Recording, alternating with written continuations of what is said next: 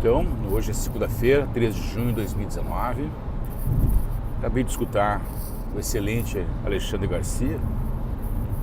Entre vários assuntos, ele tocou em um que é especialmente grave para os brasileiros e que está escapando do foco das atividades políticas e da mobilização social, que é o fato de um levantamento que foi publicado há pouco da CrowdTangle, em que ele lista o desempenho dos candidatos à presidência da República do ano passado, né, nas redes sociais, calculado a partir de retweets, né, e likes, ou seja, ele mede exclusivamente o Facebook e o Twitter, tá bem? E ele inclusive conclui com uma frase muito inteligente do Fernando Henrique, interessante, né, emblemática, numa outra entrevista dele, que dizia que quem político que não está nas redes sociais não está no mundo real. Muito interessante. Não só político, né? As pessoas hoje elas estão predominantemente nas redes sociais, né? E é na rede social o indicador da existência delas no mundo real, das suas atividades. Muito bem.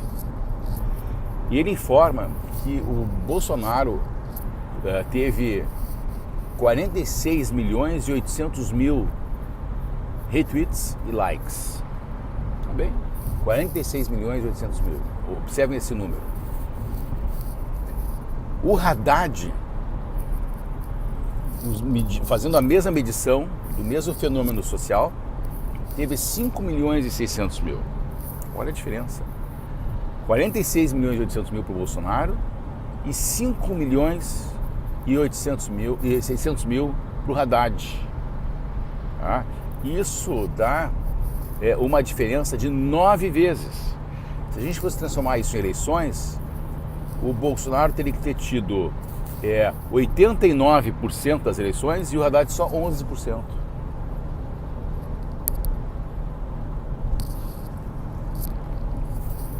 Então isso aí dá uma ideia, talvez, do grau de desvio, né, do grau de tendenciosidade, né, do grau de fraude havido nas eleições. Lógico, tiveram outros. O Lula teve 2 milhões e 250 mil tweets e likes, e vamos lembrar que ambos contam com militância paga, né? Com militância interessada, enquanto que o Bolsonaro não contava com militância interessada, era militância espontânea. E tinha do Ciro Gomes 1 milhão e 800 mil. Então, vamos supor que todo mundo de Ciro Gomes tivesse ido para o Haddad, que eu acho que não aconteceu. Vários aspectos, né? A personalidade do Bolsonaro é muito mais semelhante, né?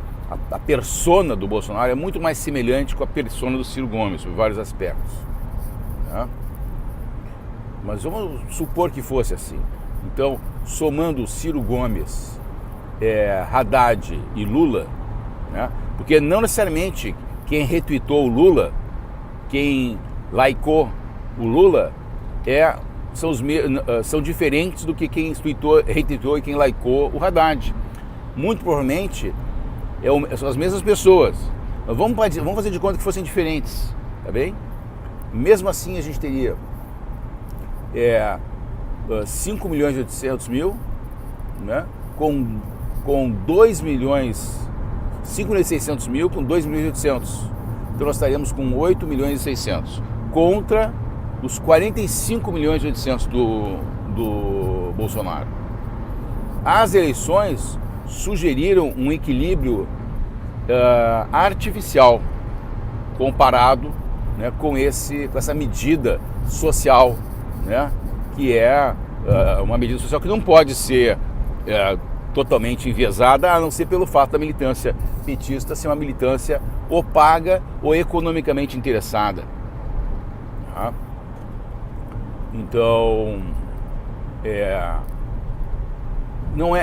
esses números não podem explicar o desempenho do Haddad nas últimas eleições, né?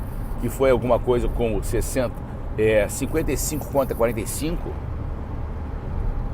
né? Isso é impossível, né? Aí tu junta-se isso com a comparação das manifestações populares nas ruas a favor do Bolsonaro e a favor do Haddad. A favor do Haddad, fora Rio de Janeiro, né? Uma cidade de funcionários públicos, né? E algumas ilhas, né, como São Paulo, que por menor que seja o percentual de petistas, como São Paulo é muito populoso, se lota uma rua com facilidade, né? Mas, por exemplo, houve uma manifestação em Manaus em que coincidiram o Bolsonaro e o Haddad no mesmo dia. O Bolsonaro tinha manifestações e carreatas de quilômetros. Eram milhões de pessoas se manifestando a favor do Bolsonaro. Enquanto que o Haddad, no mesmo dia, os vídeos contavam 20, 30 pessoas. Pelo menos essa é a minha impressão.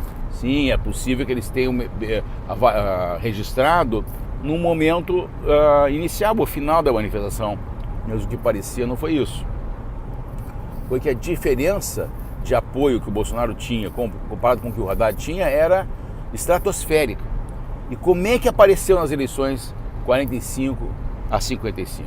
55 milhões para o Bolsonaro, 45 milhões para o Haddad?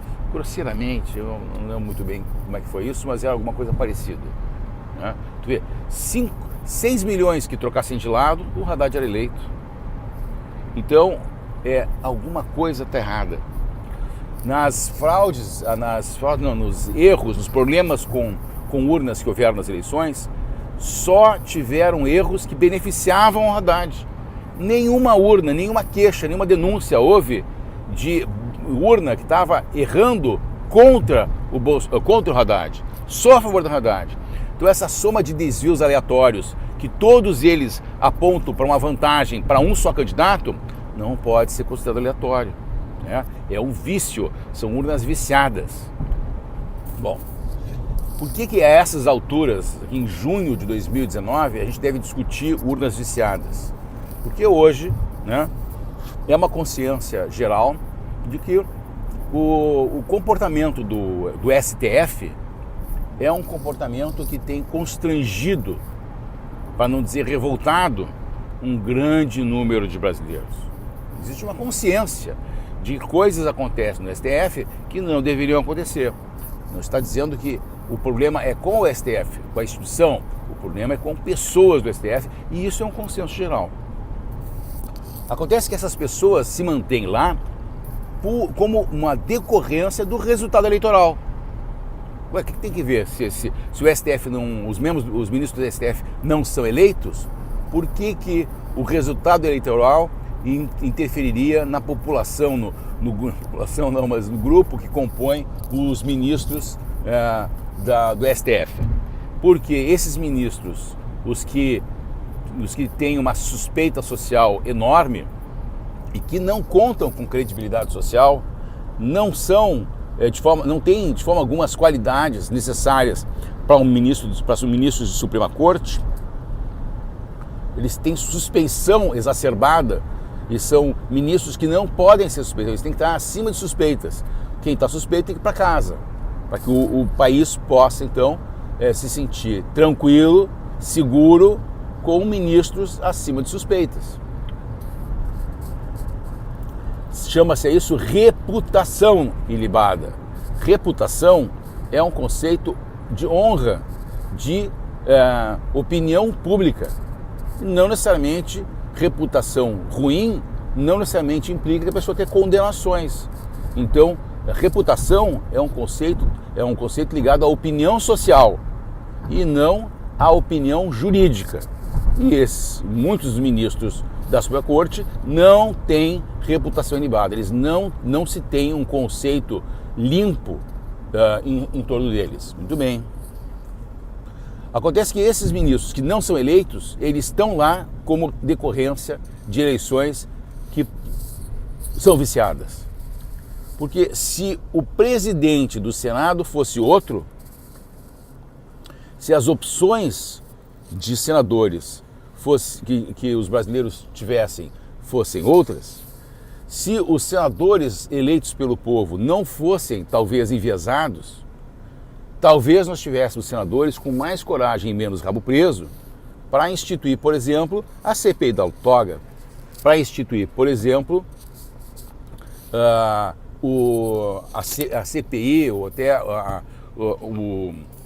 para acatar o processo de impeachment de alguns dos ministros do STF. Ou seja, para que o Brasil possa reconquistar o Brasil para os seus cidadãos, o mais importante talvez não seja a reforma previdenciária. O mais importante talvez não seja a reforma tributária. Talvez não seja também a reforma de segurança pública. Talvez o mais importante não seja a mudança nas bases em que os educadores, né, os professores do Brasil, dos níveis iniciais até a pós-graduação se comportam. Talvez a única medida isolada que seja a mais importante seja retomar a lisura das eleições no Brasil. E tudo deve decorrer disso. Enquanto as eleições não forem confiáveis, enquanto os brasileiros estiverem elegendo pessoas, sabe-se lá de que maneira, enquanto as urnas não forem auditáveis, plenamente auditáveis, ou enquanto a gente não tiver voto em papel, ou então a impressão do voto quando a urna é eletrônica, que houve uma recusa, né, do Supremo Tribunal Federal, mancomunado com a Procuradoria-Geral da República, em impedir, por suposto falta de dinheiro ou de tempo, de que as eleições tivessem os votos auditáveis. Enquanto isso não acontecer, todos os outros problemas decorrem disso. Nós vamos continuar a cabresto de um STF que se comporta de maneira muito estranha, inúmeras vezes a favor de pessoas corruptas, não sou eu quem digo, quem diz é o ministro Barroso, e que não serve à nação brasileira. Então, eu acho que os brasileiros deveriam fazer do seu principal foco de ação a garantia da auditabilidade dos votos, o retorno da impressão em papel, como são nos países do primeiro mundo, ou então a garantia da impressão monitorada pelo eleitor de cada voto que é colocado na urna para ser auditado posteriormente em caso de haver dúvida, né? Porque os indícios e as evidências de falta de lisura na eleição são excessivos, né? Agora, com essa nova estatística que mostrava que o Bolsonaro teve, entre likes no Facebook e retweets, 46.800.000, enquanto o Haddad teve só 5.600.000. E mesmo que ele fosse somado ao Lula, porque não são votos distintos, eles são as mesmas pessoas que dão like e que retweetam para os dois candidatos, 2.800.000. Quer dizer, não tinha nem... A distância era astronômica entre a presença do Bolsonaro nas mídias sociais e, segundo o Fernando Henrique, a presença dos políticos na mídia social corresponde à sua presença na vida real. Essa correspondência dão conta de uma diferença eleitoral, uma diferença de eleitores do Bolsonaro e do Haddad e do Lula de 9 vezes, ou, na melhor das hipóteses, 7 vezes, e não o que deu. E vamos lembrar que essas eleições, que o Bolsonaro ganhou, com 55 a 45, tiveram um grude das Forças Armadas, né, um general grudado no Dias Toffoli, que era o presidente, mas o Dias Toffoli era o presidente das eleições de 2018. Tinha um militar que era um grude, né, para impedir um dano maior nas eleições de 2018. Né? Ou seja, que fosse eleito Haddad e instalasse no Brasil uma Venezuela. Só que o problema continua muito grave, né? Existem testemunhos na internet, no YouTube, de hackers que informam que elegeram fulano e ciclano por meio de fraude eleitoral em urnas eletrônicas, e isso então deixa a possibilidade para os senadores da República, que são os que controlam, né, a presença ou não de ministros do Supremo Tribunal Federal com comportamento aberrante. Então, a fraudabilidade das urnas, né, com orientação de quem é eleito e quem não é, garante a proteção indevida a maus ministros do Supremo Tribunal Federal, na opinião coletiva, né, impedindo que os ministros que hoje não têm reputação ilibada, que hoje a reputação que eles têm é a pior possível, permaneçam donos do destino do Brasil. Então, essa retomada, ela é essencial para que realmente o Brasil se reencontre com a liberdade de definir os seus destinos. Meu nome é Sander Friedman e eu conto com a sua retransmissão dessa mensagem para que o Brasil possa pensar com essa ideia, né, de uma maneira ativa e militante. Um grande abraço.